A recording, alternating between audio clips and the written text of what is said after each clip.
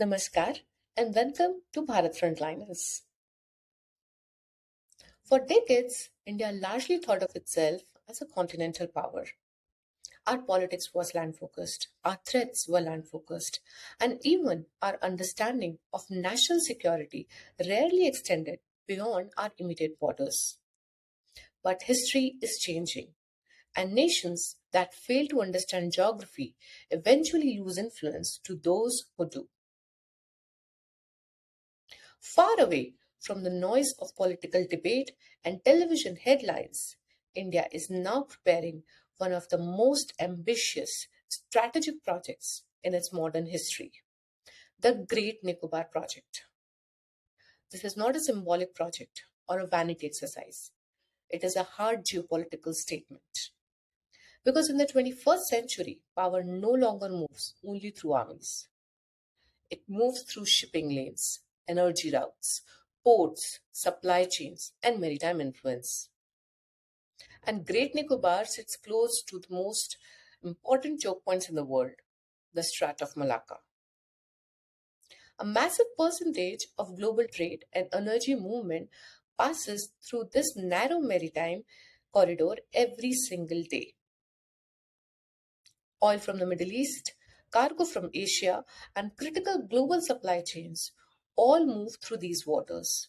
And India has finally understood a simple strategic reality. If you want influence in the Indo-Pacific, you cannot remain absent from the sea. That is why this project matters. The government plans to build a massive transshipment port, an international airport, modern infrastructure, power systems, tourism facilities, and expanded military capabilities on Great Nicobar Island. In simpler terms, India wants to create a strategic maritime and logistic hub deep in the Indian Ocean. And make no mistake, this is also about China. Retired Air Chief Marshal R.K. Bhadoria pointed to the strategic importance of having a port near the route of China's energy shipments, with the conflict in West Asia demonstrating the impact of such maritime leverage. While India spent years debating policy and processes, China spent years building ports, trade corridors, logistic infrastructure, and maritime influence across the Indo-Pacific region. From Gwadar in Pakistan to Hambantota in Sri Lanka, Beijing understood early that economic infrastructure eventually becomes strategic leverage. India is now responding to that reality. But every major national decision comes with a serious cost. And this project raises equally serious questions. Because Great Nicobar is not an empty piece of land waiting for expansion.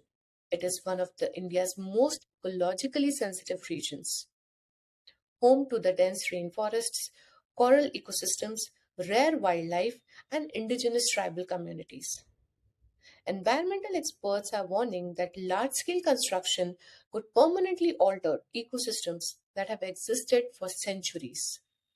And those concerns cannot simply be dismissed.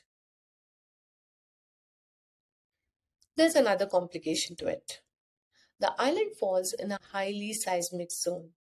The memory of the 2004 tsunami still exists across this region, which means India is not just building in a strategic location, it is building in a very vulnerable one. And that is what makes the Great Nicobar Project such a defining story for modern India. Because this is ultimately a question every rising power faces at some point in history. How do you expand strategically without damaging what you're trying to protect? Can national security and environmental responsibility coexist? Can a nation build aggressively without becoming reckless? Because development is easy, civilizational balance is difficult. And perhaps that is why the Great Nicobar Project is bigger than infrastructure.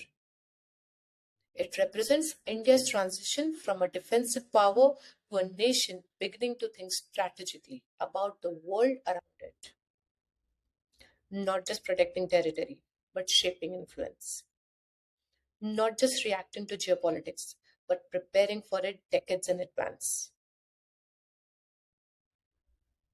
And whether this project ultimately becomes a masterstroke or a mistake will depend on one thing: can India build with discipline of a mature power instead of the impatience of an emerging one? This is Urvashi Sharma. Thanks for watching Bharat Frontliners. Bharat in front, you in focus. Namaskar.